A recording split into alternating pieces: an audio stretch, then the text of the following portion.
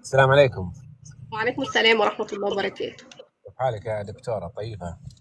كيفك؟ أخبارك؟ علومك؟ الحمد لله كل شيء تمام. الحمد لله. من آه، وين؟ من المملكة العربية السعودية. هلا آه، بيك وكل أهل السعودية. يا هلا حياك الله. أنا مهندس طيران، عمري 32 عام. أنا متزوج ولكن منفصل وبدون أطفال. طولي 175، وزني 70. أنا أصلا أصولي يعني من أهل المدينة المنورة، لكن عملي في جدة. عندي سكن خاص، سكن ملك ولله الحمد والشكر. آه أنا تزوجت فترة الابتعاث، أيام ما كنت مبتعث في كندا. تزوجت ما طولت، مدة سنتين وانفصلت. تزوجت بمرأة غير عربية، تمام. فأبحث عن زوجة. تمام. قول لهم مواصفات العروسة بقى اللي أنت عايزها. مواصفات العروسة: أول شيء إنه ما يكون عمرها كبير، يعني أصغر من عمري.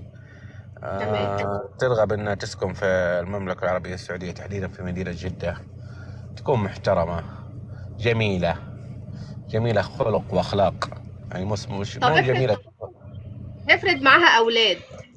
تسلم إيدك. أولاد؟ لا.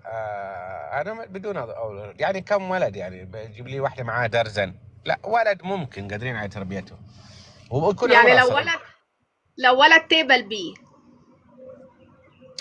إذا ناسبتني خلقا وأخلاق، أوكي، ليش لا؟ ولكن إذا أنا والله أشوف، أكون معك واضح، أنا أهتم بالجمال، أهتم بالأناقة، أهتم في طريقة التعامل، أهتم. يعني ما تجيني واحدة، كلهم يدورون الستر وكلهم يدورون، الله يرزق الجميع، ولكن تمام. المواصفات لازم تكون ايش؟ أنيقة، مؤدبة، محترمة، أخلاقها طيبة، خلقتها طيبة.